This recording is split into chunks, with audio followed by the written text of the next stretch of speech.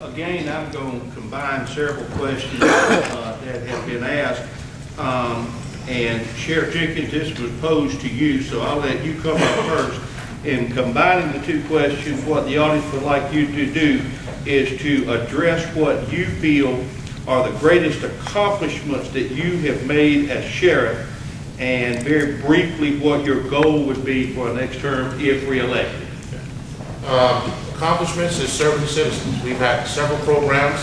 We've operated on a $2 million budget for the last several years. Never been over budget. We've added new programs for our youth, for our senior citizens. We're available to come and do public speaking. We have a program called Safe Assured ID. Aside from that, the grants that we've been able to obtain have been more than $500,000. So we've been using every available resource again to provide you with that service. We are using our officers in more than one capacity. You've heard that we've had 7 officers. Well, when it comes to serving you, ladies and gentlemen, sometimes you have to move people around, and that's including me as a sheriff. We don't sit around again and twiddle our thumbs. We don't have that luxury.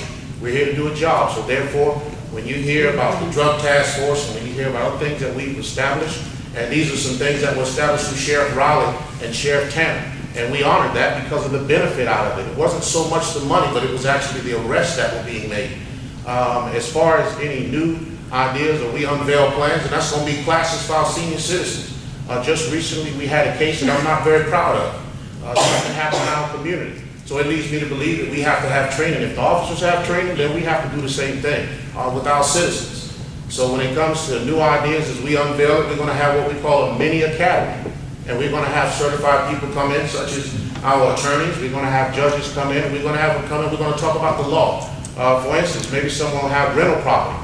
And if you don't understand how to rent your property out in particular, then that judge will be there to inform you on this is how you handle your rental property. If it's a case on carrying a concealed weapon, a lot of times citizens just simply don't know that, you can't carry a weapon because you own it. Even driving for our teenagers. So there are programs that we're doing now, and we're just going to continue to enhance it. And I look forward to doing that. And that's what we're going to set up on a monthly basis as far as the mini academy through the sheriff's office. As far as working with the other agencies, we've been doing that, but you don't make other agencies come on board. There has to be an agreement.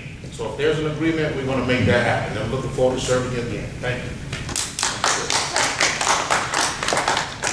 Mr. Mitchell, if you would concentrate on what your accomplishments as a law enforcement officer are, what your experience is, and what your primary goal for the future of Jasper County Sheriff's Office is. Thank you. One of my many accomplishments working in the Sheriff's Office. I was hired by Sheriff Benjamin Raleigh as a deputy. After 2 years of working for him, Sheriff Raleigh saw something in me. He promoted me to a narcotics detective.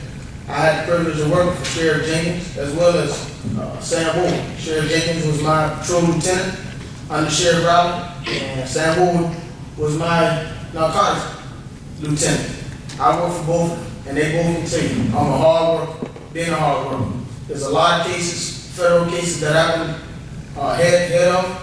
Work with the Secret Service, United States Marshal's Office, the DEA, and other federal agencies. I've had the privilege of working undercover on many operations. I worked undercover on a case with the prison here, and one of the prison officers was bringing contraband into the facility. I was able to get that individual. He's no longer working in Jasper County on those cases. So there's many accomplishments that I can speak for. One of the things that I want to do is I want to work on the drugs and guns as my priority to coming in the office January 2013, because if you go after the guns, you go after the drugs, you're going to get the information to solve all these unsolved murders in Jasper County. Thank you.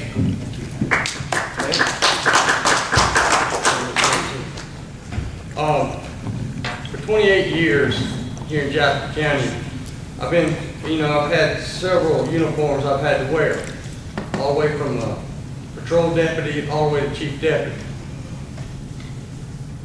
Just to say it plainly, what's working is not working. Our children need a better education about drugs, about gangs, about being at the wrong place at the wrong time. And I want to put the deputies back in schools, but not just one school. I want to put them in every school to teach them. Listen, this is the consequences that's going to happen if you're caught with this or that, or you're hanging around the wrong people. This is what's going to happen to you. We need a narcotics unit that are second to none to stop the violence that's going on in Jasper County. Now, I've worked most of my career in narcotics here, and I know it makes a difference. We've seen it time after time after time. You get a gang out here working narcotics the way it needs to be worked, and not depending on another unit from some other department, you'll see a difference in the safety in Jasper County.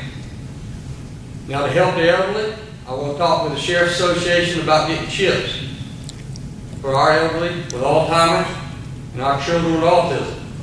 Because I had a sad case that happened to me in Coosawhatchee where we walked within 25 foot of a lady missing, and we couldn't find her. And we had dogs, we had helicopters, we had four-wheelers, and we had men on feet, and we still couldn't find this lady. That's unacceptable, and I want to do something about it. I want to be your next sheriff. I need your support on June 12th. Thank you.